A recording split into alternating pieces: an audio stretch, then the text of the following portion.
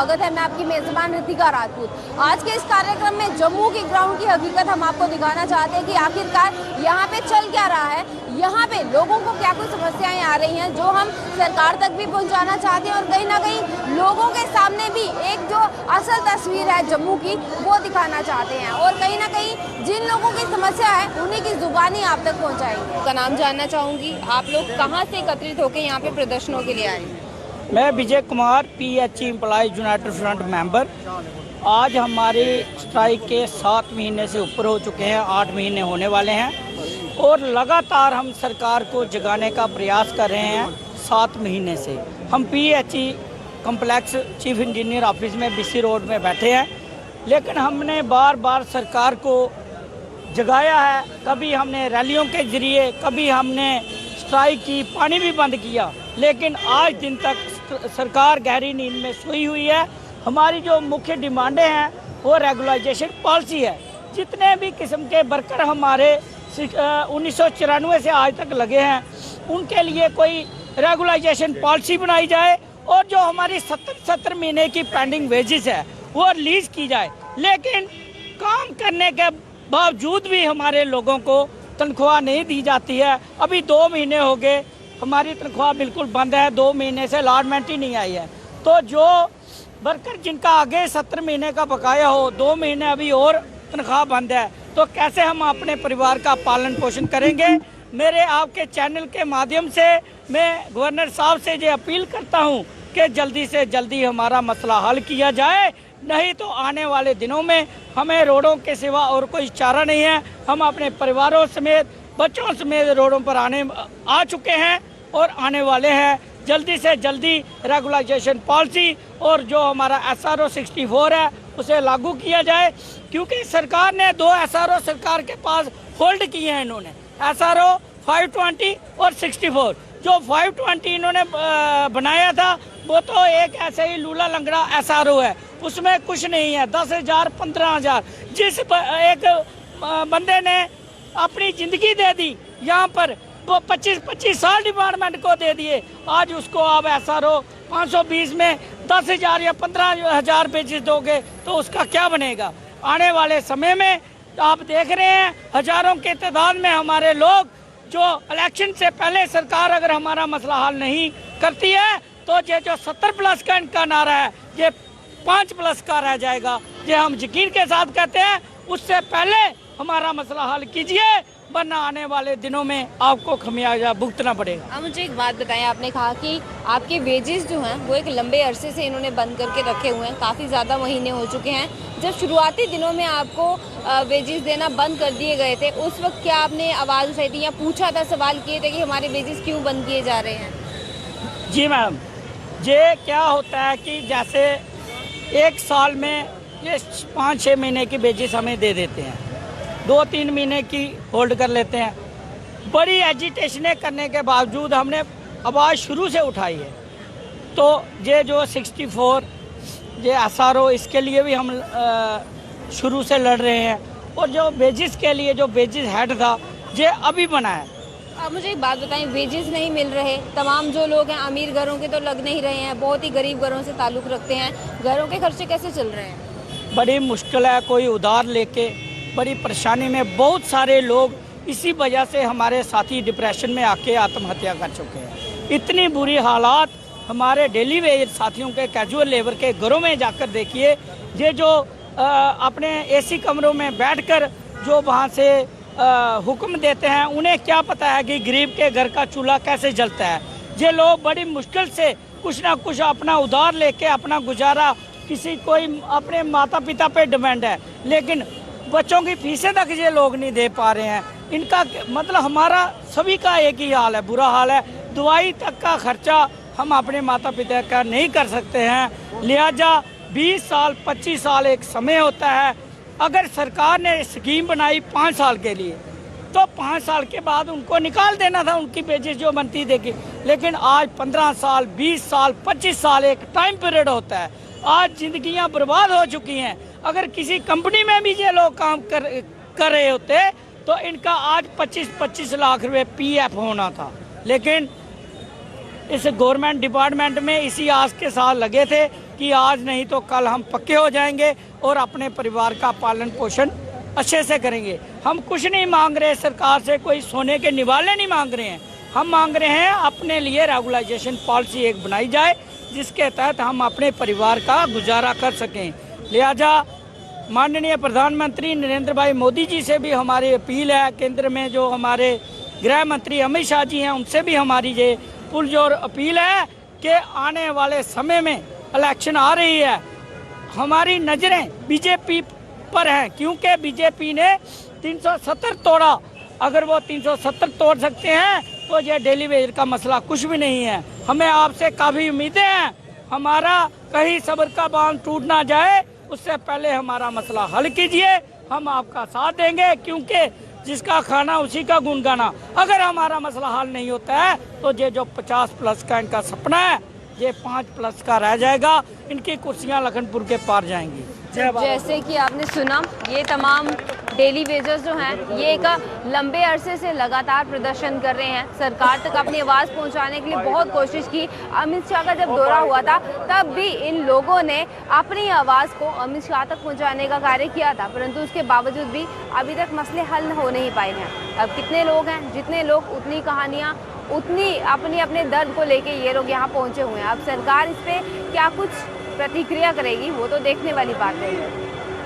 जी sir, आज तमाम daily Vaser एक बार दोबारा पीएचई ऑफिस के बाहर निकले हैं, सड़कों पे निकले हैं। कितने मजबूर हो चुके हैं कि दोबारा प्रदर्शन का यही रास्ता अपनाना पड़ रहा है, क्योंकि वहाँ पे तो आपने बंद नहीं किया था प्रदर्शन, परंतु सड़कों पे भी नहीं उतरे थे बड़े लंबे समय से। अब दोबारा आप लोग सड़कों पे आ चुके हैं। मैम, अगर आज डेली वेजर सड़कों पे उतरा है तो इसके लिए एलजी साहब और एलजी साहब की एडमिनिस्ट्रेशन जिम्मेवार है। पिछले 22 दिसंबर को हमने डिविजनल कमिश्नर ऑफिस के बाहर एक प्रोटेस्ट किया था, तो डिविजनल कमिश्नर जम्मू रमेश चंद्र जी ने हमारे साथ वादा किया था कि 1 महीने के अंदर अंदर आपके मसले का कोई ना कोई सोल्यूशन निकल जाएगा। आज 1 महीना 6 दिन हो गए, लेकिन कोई कार्रवाई जो है डेली वेजर के मुद्दे के ऊपर नहीं हुई, इसलिए मजबूर होकर हमें सड़कों पर उतरना पड़ रहा है। हम नहीं चाहते, हम बार बार सरकार से ये कहा है कि हम नहीं चाहते कि हम जनता के लिए कोई परेशानी क्रिएट करें, हम रोज़ तीसरे दिन सड़कों पे उतरें, ये हमारा शौक़ नहीं है। लेकिन ये हमारी मजबूरी बन चुका है कि हमारे बच्चों को स्कूलों से निकाला जा रहा है।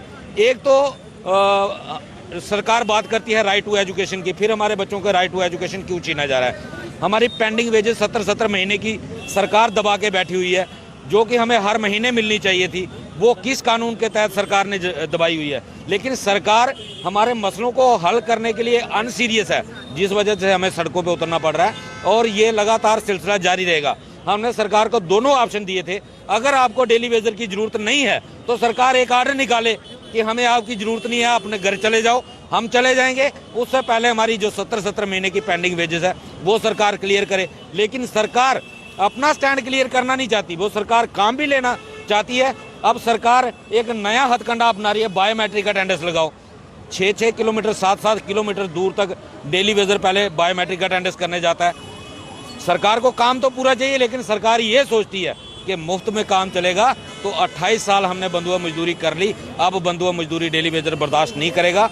अगर सरकार लिंगरान करने की कोशिश करेगी, इस मुद्दे को लटकाने की कोशिश करेगी, तो रोज सड़कें जाम होंगी, रोज ट्रैफिक व्यवस्था चरमराएगी। उसके लिए जो भी प्रशासन अधिकारी हैं वो जिम्मेदार रहेंगे। इससे पहले भी सेक्रेटरीट का घेराव किया था, गवर्नर हाउस की तरफ भी आप लोग बढ़ रहे थे, परंतु तब भी बहुत बार आश्वासन दे दिए जाते थे कि मुद्दे हल हो जाएंगे। तो अब की बार कोई आश्वासन से काम चलेगा? मैम, आश्वासनों से काम नहीं चलेगा, बिल्कुल नहीं चलेगा। सरकार को इसका फैसला करना पड़ेगा। 28 साल से ये लगातार डिमांड चल रही है, कोई सरकार ने नया कुछ नहीं करना है। SRO 64 बना हुआ है, सरकार को सिर्फ इम्प्लीमेंट करना है। ये पहली बार हम जम्मू के इतिहास में देख रहे हैं, 8 महीने से आंदोलन चल रहे हैं, लेकिन किसी भी आंदोलन की सुनवाई नहीं हो रही।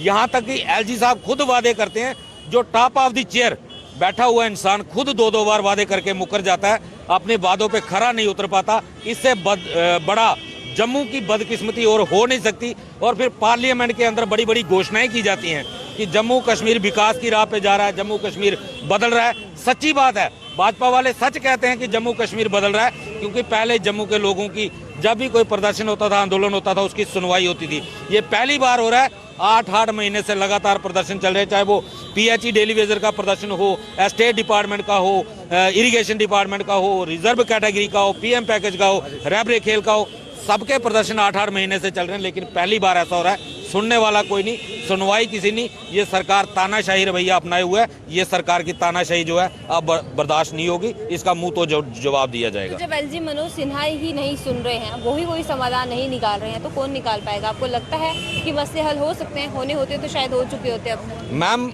करने इनको हैं और हम लड़ेंगे। और हाँ, अगर ये मसले हल नहीं हुए तो आज जो केंद्र में सरकार बैठी हुई है भारतीय जनता पार्टी की, जिसमें बहुत बड़ा चेहरा मोदी जी का बेचा जा रहा है हर एक देश के हर कोने कोने में, तो वो भी ध्यान से इस बात को सुन लें। जम्मू में वो चेहरा नहीं बिकेगा और जम्मू में भारतीय जनता पार्टी टोटली खत्म होगी और उसकी जिम्मेदारी होगी। भारतीय जनता पार्टी का जितना भी खत्म होने का जो इल्जाम होगा वो एलजी साहब पे होगा और एलजी साहब पूरा बंदोबस्त करके बैठे हुए हैं भारतीय जनता पार्टी को यहाँ से खत्म करने का। और ये उसकी पहली जो सीढ़ियाँ जो हैं वो लगातार वो चढ़ते जा रहे हैं और इसका जितना भी खमियाजा भुगतेगी वो भारतीय जनता पार्टी भुगतेगी। तो जैसे कि आपने सुन लिया, यहाँ साफ शब्दों में बताया गया है कि आने वाले समय में अगर भाजपा को कोई भी नुकसान होता है, ऑब्वियसली बात है, इलेक्शन की बात की जा रही है, तो उसके जिम्मेदार एलजी मनोज सिन्हा होंगे, ऐसा कुछ कहना है तमाम डेली वेजर्स का। क्योंकि इनके मुद्दों को हल नहीं किया जा रहा, जो वादे किए गए थे उन्हें पूरा नहीं किया जा रहा। तो सर मैं आपसे भी जानना चाहूँगी, आप लोग एक साथ मिलके एकजुट होके प्रदर्शन कर रहे हैं, लगातार एक कहते हैं ना कि एक साथ एकता के साथ आगे बढ़ रहे हैं, परंतु फिर भी एकता का कोई हल अभी तक, कोई एक रिजल्ट जो है जो इसका हल होना चाहिए था वो नहीं मिल पा रहा। देखो मैडम, पहले मैं आपका चैनल का शुक्रिया अदा करता हूँ। मैडम क्या बताए कि हम 1994 से लेकर पीएचई डिपार्टमेंट में हमारे डेली विजर भाई काम कर रहे हैं। 1994 से लेकर यहाँ पर पहले कांग्रेस सरकार थी, एनसी सरकार थी, पीडीपी सरकार थी, जो भी सरकारें थी, ठीक, उन्होंने भी गदर मचाया। आज राहुल जी निकले हैं भारत जोड़ो यात्रा। कैसे जुड़ेंगे भाई? पहले तो तूने हमारा खून खाया और इस वक्त जोड़ने की बात करता है। जब तू सरकार में था उस वक्त बोलते थे कि हम जी देश का भला कर रहे हैं, ठीक। उसके बाद जब कांग्रेस सरकार खत्म हो गई, ठीक, उसके बाद बीजेपी की सरकार आ गई। अब बीजेपी की सरकार का नारा था विकास का, बेटी बचाओ बेटी पढ़ाओ, और कोई स्कीम थी डिजिटल इंडिया, मेकिंग इंडिया। ये डिजिटल इंडिया बाहर बैठा हुआ है और मेकिंग इंडिया दीवारों पे दिखाई देता है। हमारे घरों में जो खाने के लिए रोटी नहीं है वो डिजिटल इंडिया भी है और मेकिंग इंडिया भी है। बड़े दुख से कहना पड़ता है, हमने बीजेपी को वोट इसलिए दिया था कि वो विकास की राह पे चलने का नारा दे रहे थे भाई, और लड़की बचाओ लड़की पढ़ाओ का नारा दे रहे थे, और ये कहते थे कि जनाब हम इक्तदार में आएंगे, हम डेली विजरों का मसला हल करेंगे। लेकिन मुझको ये चीज बताओ, कांग्रेस सरकार ने भी आज भारत जोड़ो यात्रा चलाई है और आप देखना with in days, with in कुछ मंथ बीजेपी भी निकलेगी भारत जोड़ो यात्रा के लिए। क्यों? क्योंकि बहुत जुल्म हमने सहाया है। हमारे बच्चों को स्कूलों से निकाला जा रहा है भाई। आप कह रहे थे, अभी हमारे एक भाई से इंटरव्यू ले रहे थे, आपने उनसे कहा था कि जनाब आप यहाँ पर कैसे आए, आप तो गरीब है, आपको तनख्वाह ही नहीं मिल रही। जनाब मैं जहाँ से आया हूँ, हमने घास, जो घास निकलता है वो बेच के हम किराया देकर यहाँ पर आते हैं कि हमारा कोई फरियाद सुने, लेकिन यहाँ पर सुनने वाला कोई नहीं है। हमारे गरीब जो डेली जब पहाड़ों से आए हैं, बर्फ लांग के आए हैं जनाब, उन्होंने किसी ने मुर्गे को बेचा है, किसी ने गाय को बेचा है घर चलाने के लिए। मैडम एक दूसरे को कर्जा लेते हैं, फिर हम आते हैं इधर लकड़ी बेचते हैं। लकड़ी जो ये आपकी बेकरी बनती है ना, बेकरी शॉप जो हमारे गांव में बेकरी बनती है, उनको हम लकड़ी बेचते हैं और उसके बाद वो जमा पैसा करके अपने प्रोटेस्ट को कामयाब करने के लिए आते हैं कि किसी भी तरह हमारा मसला कोई सुने। लेकिन किसके पास जाए? कांग्रेस भी वही चलो यात्रा। अब बीजेपी वाले भी बोलते थे मेकिंग इंडिया, डिजिटल इंडिया, और किधर है? हम गरीब वहीं पर खड़े हैं जहां पर थे। ये कहते थे हम गरीबी को हटाएंगे, इन्होंने गरीब को मार ही डाला। क्यों मार डाला? जब इनकी सरकार आई हमारी पेंडिंग वेज शुरू हो गई भाई। चलो 6,000 थी, 7,000 थी पहले, जो भी था, तो कम से कम देते थे 6-6, 5-5, 6-6 महीने की देते थे। अब जब बीजेपी की सरकार आई, ये 4 दिन तनख्वाह हमको देते हैं 9,000 विद इन उसका आना था, अमित शाह साहब का आना था इधर, तो रातों रात उनने 75 रुपए बढ़ाए, बोलते उसके बाद बजट ही खत्म हो गया हमारे पास पीएचई डेली वजरों को तनख्वाह देने के लिए। बड़े दुख से कहना पड़ता है, हमारे लिए इनको बजट खत्म हो जाता है और राहुल जी निकले हैं अपनी 1.5 लाख तनख्वाह को बढ़ाने के लिए। फिर यात्रा कर रहा है ना, किस लिए कर रहा है? क्योंकि जो गाड़ियों में तेल जाता था ना, तेल है वो गवर्नमेंट ही देती थी उनकी गाड़ियों में तेल डालने, उस तेल को पाने के लिए और उस कुर्सी को पाने के लिए आज वो कन्याकुमारी से कश्मीर निकलते हैं, कहते हैं हम भारत जोड़ो यात्रा। भाई उस वक्त दिखाई नहीं देता था, जिस वक्त भारत जोड़ना था उस वक्त तोड़ने की बात करते थे। उस वक्त कहते थे आज नहीं आपका मसला हल करेंगे, कल करेंगे। अब जब यात्रा खत्म हो रही है। ठीक, अब बीजेपी की बारी है भाई। बीजेपी कहती है कि आप मुझको बताओ जी, हिंदुस्तान किसने आजाद किया और किसने किया? हम लोगों ने किया भाई। जब भी हिंदुस्तान आजाद हुआ उसमें गरीबों ने खून बहाया है। ये झंडा उठा के हम इसलिए हैं, ये गरीबी झंडा उठाता है। आपने किस वीआईपी को देखा हाथ में झंडा उठा के? ने किस बंदे को देखा? कौन सा डीसी है जो हाथ में झंडा उठा के ये कहता है कि मैंने जी केस क्वालिफाई किया या कोई और बड़ी डिग्री लाई? नहीं। जब भी कोई गरीब इस झंडे को उठाने की बात करते हैं वो क्या कहते हैं कि ये काम इनका ही है, ये वीआईपीओ का काम नहीं है। वीआईपीओ को काम है 26 जनवरी आई डोरी को खींचना और फूल निकालना। हमारे डेली विजरू ने काम किया 26 जनवरी के लिए बगैर तनख्वाह के। ये शर्म है हिंदुस्तान के लिए कि एक गरीब डेली विजर बगैर तनख्वाह के काम कर रहा है और हमारे लीडर, हमारी सरकार ये कहती है कि जनाब हिंदुस्तान तरक्की कर रहा है। और हिंदुस्तान अगर तरक्की कर रहा है तो यहाँ पर इस वक्त ये जो आपको ये जन लोग दिखाई दे रहे हैं, ये क्यों बैठे हैं? ये क्यों रो रहे हैं भाई? लेकिन हमें उम्मीद थी, हमने बीजेपी को सरकार में लाया था, हमें उम्मीद थी कि जनाब डेली विजरू का मसला हल होगा। लेकिन हमें यह पता नहीं था कि ये हमको बर्फ से निकाल के जम्मू में लाएंगे और जम्मू से निकाल के बर्फ में भेजेंगे। मतलब इतना ज्यादा जुल्म है कि जनाब 7 महीने हुए स्ट्राइक को और आज तक हमारे पास कोई बंदा ये बोलने के लिए नहीं आया कि जनाब आप क्यों बैठे हो यार, अगर आज नहीं होगा कल करेंगे। बस यही है कि जहाज में उड़ो, अमेरिका चले जाओ और डिजिटल इंडिया, मेकिंग इंडिया। क्या बात है भाई, परसों तक इनको तनख्वाह नहीं थी। जो यहाँ के इस वक्त बीजेपी के एमएलए हैं, कौन जानता था उनको? हम डेली विजरू ने वोट दिया, आज वो 1.5 2 लाख रुपए पेंशन ले रहे हैं, घर में बैठ के कुछ काम नहीं कर रहे हैं, सिर्फ आगे पीछे चल रहे हैं। हम करेंगे भाई, और कब करना है? जब डेली विजर मरेगा तब करेंगे। और अब की बार हमारा नारा है, पॉलिसी नहीं तो घर वापसी नहीं, अभी नहीं तो कभी नहीं। तो जैसे कि आपने देखा कि यहाँ पे किसी भी राजनीतिक दलों से खुश यहाँ पे डेली वेजर नहीं आ रहे। जो पहले राजनीतिक दल थे उन्होंने भी कुछ नहीं किया, जो इस वक्त जिनके हाथों में पावर है वो भी कुछ नहीं करे। और एलजी मनोज सिन्हा क्या कर रहे हैं, उन्हीं से ये लोग सवाल कर रहे हैं। यहाँ पे बहुत ज़्यादा नाराजगी देखने को मिल रही है, चाहे वो एलजी एडमिनिस्ट्रेशन के खिलाफ हो, चाहे वो भाजपा हो या कोई भी राजनीतिक दल ले, हर किसी के खिलाफ जो है यहाँ पे कहीं ना कहीं एक नाराजगी और गुस्सा भरा हुआ दिख रहा है तमाम डेली वेजर्स में। मैडम जी 22 जून से हम एजुटेशन पे हैं, जिसके आज 220 दिन हो गए हैं। 28 30 साल इस डिपार्टमेंट को हमने बंधुआ मजदूरी दी है। नाराज़गी तो होनी है, जो कि हमें 7 साल में परमानेंट करना था। गवर्नमेंट का रूल है कि जो भी डेली पे लगता है वो 7 साल के बाद परमानेंट हो जाता है। 2-3 साल लग जाए तो उसको बकाया वेतन मिलता। हमने तो 20 25 साल दे दिए हैं इस डिपार्टमेंट को बंधुआ मजदूरी, अपना गोल्डन पीरियड दिया है इसमें। यही टाइम अगर हमने किसी प्राइवेट सेक्टर में लगाया होता तो आज 30,000 रुपये तनख्वाह होनी थी और अपने बच्चों का अच्छे तरीके से पालन पोषण और अच्छे तरीके से एजुकेशन होनी थी उनकी। और साथ में हमने शादी विवाह के पैसे भी जोड़े हुए थे। हम तो इस डिपार्टमेंट में लगे तो हमें यही उम्मीद थी कि 7 साल बाद हमने परमानेंट हो जाता। हर 30-31 को हमारा कोई ना कोई साथी खाली हाथ जाता है। ना ही गवर्नमेंट उसे बकाया वेतन पत्र महीने का देती है, ना ही गवर्नमेंट ने कोई ऐसी पॉलिसी बनाई है कि 15-20 लाख रुपए लेकर वो घर को जाए। ये सिर्फ बड़े बड़े वादे करते हैं हमारे साथ, खाली कमेटियां बनाते हैं। जैसे डीडीसी इलेक्शन से पहले हमें वादा किया था कि आपको जैसे ही डीडीसी इलेक्शन होती है तो उसके बाद आपको रेगुलर पॉलिसी भी दी जाएगी और आपका 72 महीने का बकाया भी दिया जाएगा। आज डीडीसी इलेक्शन हुए 2.5-3 साल भी हुए, हमें कुछ नहीं मिला, बिना आश्वासन के कुछ नहीं मिला। आश्वासन इन्होंने जब बीजेपी ने जम्मू कश्मीर में प्रवेश किया था, जब बड़ी ललकार रैली की थी, तब भी इन्होंने आश्वासन दिया था कि फर्स्ट कैबिनेट में आपका जो ग्रेजुअल लेबर का जो है डिसीजन लिया जाएगा, आपको परमानेंट किया जाएगा। 2-2.5 साल इन्होंने पीडीपी और बीजेपी की गवर्नमेंट भी रही तो उन्होंने सिवा आश्वासन के कुछ नहीं दिया। तब भी हमारे साथ झूठ बोला गया, धोखा किया गया था। जैसे हमने 22 दिसंबर को हमने डिवीजन कमीशन का ऑफिस ग्राफ किया था, उन्होंने कहा था 1 महीने के। 22 जनवरी को हमारा 1 महीना हो गया। 26 जनवरी से उस वजह से हमने कोई प्रोग्राम नहीं किया। आज 28 तारीख को हमने प्रोग्राम किया है कि जो आपने हमारे साथ वादे करते हो तो सिवा वादे में ही रह जाते हैं, सिर्फ झूठे आश्वासन दे रहे हैं। ये हमारे बच्चों का भविष्य का मसला है, बच्चों की पढ़ाई का मसला है, अपने जीवन का मसला है। 3 पीढ़ियां हमारी ख़राब हो चुकी हैं। पहला अपना हम गोल्डन पीरियड, दूसरा हमारी बच्चों को हम एजुकेशन नहीं दे सकते, बूढ़े माँ बाप को हम दवाई नहीं दे सकते। आप मैडम जी इंटरव्यू ले रहे थे कि कह रहे थे कि ये आप गुजारा कैसे चलाते हो।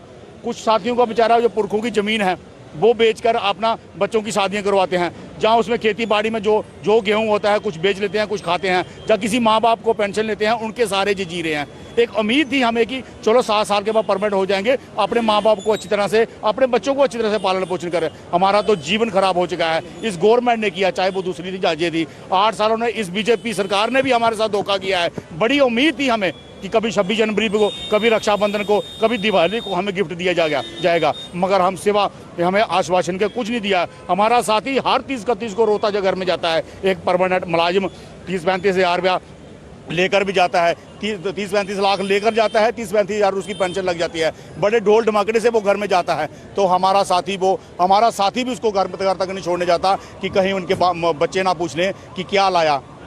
तो ये मैं आपके मीडिया से माध्यम से चैनल से एलजी साहब को कहते हैं कि जल्द से जल्द हमें रेगुलर पार्टी दी जाए, नहीं तो ऐसे सलाब आते रहेंगे। हजारों बार हम सड़कों में निकलेंगे, चाहे लाठियां तो हमें पड़ गई हैं, 2-3 बार हमें धक्के मुक्के भी पड़ गए हैं। अब हम गोली मरने के लिए भी तैयार हैं, क्योंकि हमारे बच्चों का भविष्य का मसला है। इससे मरना बेहतर है जो हमारी हालत है इस वक्त। जय भारत। तो सर, जैसे कि आप तमाम लोग प्रदर्शन के लिए आए हैं और बाहर भारी पुलिस बल भी तैनात कर दिया गया है, कैसे प्रदर्शन होंगे, कैसे सरकार को जगाया जाएगा? देखो मैडम जी, सारे को पहले ਤੁਹਾਡੇ चैनल का बड़ा शुक्रिया ਜਿਹੜਾ ਸਾਡੇ गरीब ਦੀ आवाज़ ਜਿਹੜੀ ਉੱਚ ਅਧਿਕਾਰੀ तक पहुँचाते हैं। गल की है तुसां कि ਜਿਹੜੀ सारा अंदर ਜਿਹੜਾ ਪ੍ਰੋਡਕਸ਼ਨ वाला बाहर पुलिस वाले आए इंदे बीजेपी पार्टी को है क्या होर ये झूठ ते जान डंडा मार और क्या करना इन्हें सानू। और ये साफ अस इन्ने गल इन्हें आखने कि अगर तुम साड़ी रेगुलेशन पालिसी दे सकते हो तो ठीक है, नहीं मैं एलजी साहब दी जो सारे डिपकम साहब हो रहे जो सारे झूठे आश्वासन दे देन जनाब। हर 31 तरीक दी साड़ा कोई ना कोई जरा 2-4 मुलाजम जेडे आधार कार्ड दिखिए उसी रिटायर करी दिंदे न। और कुछ महीना कैसा आया होंदा है जेडे साढ़े जेडे मुलाजम कोई शहीद हो जाता, कोई आत्महत्या करी दा, कोई किंजा। ये साड़ा जेड़ा प्रदर्शन है, अगर ये चाहती है गवर्नमेंट कि 10-20-50 बंदे दे मरन हर महीने एक दिन मुक्की जान, मैं एलजी साहब होंदे कि अपील करा ना और माननीय जेडे भी सारे बीजेपी दे आले अहदे पर बैठे हुए न डिपकम साहब ने, तो कोई ऐलान करो ये जेडे सारा प्रदर्शन के गोली चलाओ सारे खत्म करी लो। कोई नहीं तुहाडे कोलों रेगुलेशन पालिसी मंगेगा, ना स्ट्राइक करेगा ना कोई रेगुलर पालिसी मंगेगा, क्योंकि तुहाडे कोल ऐ कुछ नहीं देने वाला। तुहाडे कोल सिर्फ ओला हुंदा देने वाला जोल्ले तुस वोट मंगदे हो, जोल्ले तुस आखदे हो झूठे लारे लांदे हो, झूठे वादे करदे हो। ओला तुहाडे कोल देने वाला हुंदा जोल्ले तुहाडा कम निकली जांदा ओला तुस लालीपॉप देन शुरू हो जांदे हो। क्या दोबारा नहीं होनी पार्टी, क्या दोबारा नहीं वोट मंगना तुसें? ये जेडे महाराष्ट्र दे यूपी दे बैठे दे ना, इन्हें अपने 2 साल दियां 4 साल दियां 10 साल कड्ढिए चली जाना अपने देश ही। ये बीजेपी वाले लोग इतने रौने इन्हें शर्म होनी चाहिए, इन्हें अपने आप शर्म होनी चाहिए कि अस जो वोट मंगने जाने इनके घर कि'यां जागे, कि'यां वोट मंगे इनके लोगों को। आप वोट मांगने आएंगे तो? वोट मांगने आएंगे सर यही मैडम जी, ये दिन सानू याद आए, ये दिन सानू याद करा देन कि वोट देओ सोची समझिए देओ। 2014 वाला काम जो भुल्ली जाने कि जी 5 दियां 28 सीटां दित्तियां ही नहीं। अज साढ़े पीएमओ साहब दिल्ली बैठे हैं, पीएमओ मंत्री साहब कुर्सी पर कोई बदौलत बैठे हैं। वीआईपी लोगों ने कुछ वोट नहीं पाया, सब तो गरीबें लोग बदौलत बैठे हैं। अज उन्हें भुल्ली गए जम्मू के बारे, कुत्थे गए हो पता नहीं है। ये जम्मू मेरे बच्चे मरा दे थे रोड पर है, क्या उन्हें पता नहीं अपनी कुर्सी का नशा चढ़ी गया? कुत्थे गए बीजेपी वाले? महाराष्ट्र के बीजेपी के एलजी साहब आनिए भेजिए दसदे इन्हें 4 साल 5 साल नसी आना कुछ नहीं आना। इन्हें गरीब लोग थोड़ी जान के पिछा फिर तुंदे छड्डना नहीं है। कुत्थे जाको कोई वोट मंगो, तुहानू पता नहीं है गरीब जनता दिखना है कुत्थे जाना है। झूठे ललकारे मैं इन्ना गल आखना एलजी साहब या डिपकम साहब एडी एडी कुर्सियों पर बेहिए झूठियां बोलियां तुहाडे कोल नहीं होंदे। सच्चाई आखो भाई अस नहीं परमानेंट कर सकते। झूठे लारे कैसे ला रहे हो? जनता मरवाना चाहते हो, मरवा दो, एको गोली चलाओ, सारी तबाह करी लो। कोई नहीं मंगेगा तुहानू, ना रेगुलर पालिसी मंगेगा ना कोई पेंडिंग बिजनेस मंगेगा, क्योंकि जोल्ले कोई रियाज नहीं मंगेगा कौन। और सारा ये एक असें जोल्ले अध्यक्ष ये सारी ये स्टाइल शुरू हुई असें एक अपना जतन बनाया कि रेगुलर पालिसी नहीं तो घर वापसी नहीं, अभी नहीं तो कभी नहीं। जिंदे जाएंगे तो रेगुलर पालिसी लेकर जाएंगे, नहीं तो ये सभी लाशें जाएंगी घरों में। और ये जो लाशें जाएंगी, ये बीजेपी वालों को जितने भी हैं जिन्होंने 2014 में झूठ बोलकर बोल लिए, इनको पाप लगेगा, गुनाह लगेगा, आने वाला टाइम इनका बुरा होगा। तो सर, ये जो प्रदर्शन के लिए इकट्ठे हुए हैं, अभी आगे आप क्या करने वाले हैं? बाहर निकलेंगे प्रदर्शन करते हुए, एलजी साहब के सामने जाएंगे, या क्या कुछ करने वाले हैं आप? देखिए, हम कुछ भी कर सकते हैं। हम ये कहते हैं कि हम हो सकता है शीतल स्टेशन बंद कर दें जाके। हमने तो काम करना ही है, हमारे हक है। ये 25-25 साल दे दिए इस गवर्नमेंट को, हमारे बच्चों का फ्यूचर है। ये किस लिए आए? सबको जिस मर्जी को पूछ लो, वे किराए पे नहीं आए, ये अपना हक लेने के लिए आए हैं। डिपकाम साहब, याद करिए, आपने कहा था 26 से पहले पहले आपका कुछ ना कुछ होगा। वो 26 कब आएगी? बातें बनाने से कुछ नहीं होगा, कमेटियां बनाने से कुछ नहीं होगा। मुझे ये बताइए कि ये डेली बेज जो सड़कों पर उतरने जा रहा है, कि आपकी यही मंशा है कि रोडों पर उतरे हाय हाय करते रहे? कि डेली बेजरों का एक मजाक बना के रखा हुआ है इन लोगों ने, ऊपर से लेकर नीचे तक सभी ये मजाक बना के रखा हुआ है। हम लोगों को पानी पिलाते हैं, हमारे साथी कुछ चले गए हैं, कुछ मर गए हैं। 1 तारीख को है, अभी 31 आने वाली है। हमारे साथी कुछ वो उस दिन चले जाएंगे, आधार कार्ड दिखाते हैं, चले जाओ भाई। आप ना तो पिछला बकाया दिया जा रहा है, 70 महीने का बकाया वो ही दे देते। हमने ये भी कहा, अगर हमने रखना है तो सीधी तरह रखिए, नहीं तो सभी डेली वेज को बाहर निकाल दीजिए, उनको बकाया दे दीजिए जितना जितना उनका मनता है, फिर हम देखेंगे हमने क्या करना है। तब कहते हैं ये रीढ़ की हड्डी है, तो आप लोग रीढ़ की हड्डी को तोड़ना शुरू कर दिया। मुझे ये बताओ, कौन सा ये कानून कहता है कि बंधुआ मजदूर बना के इन लोगों का काम लिया जाए? 9000 के किसका काम चल सकता है? मुझे ये बताए पहले। आज की महंगाई देखो कितनी दौड़ के गुजर रही है, हमारे बच्चे स्कूलों से बाहर निकाले जा रहे हैं, हमारे पास जेब के लिए खर्चा नहीं है। ये लोग कितनी दूर से आए हैं ये लोग, मुझे ये समझ नहीं आ रही है।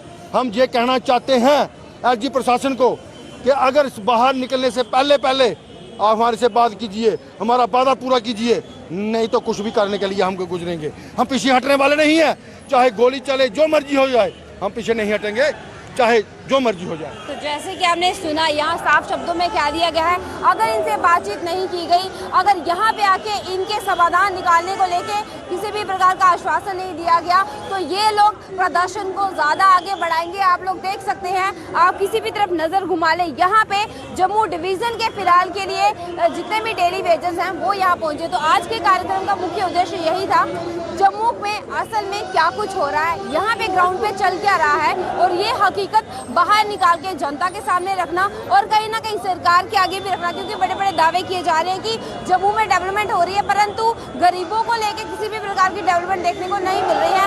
हर कोई यहाँ पे प्रदर्शन करता हुआ ही दिख रहा है। अब सरकार कब इनके मसले हल करेगी, क्या कुछ समाधान निकलेगा, जल्द इसकी जानकारी आप तक पहुँचाएंगे। अब तक के लिए इतना ही। मैं रितिका राजपूत, कैमरामैन गगनदीप के साथ, धन्यवाद।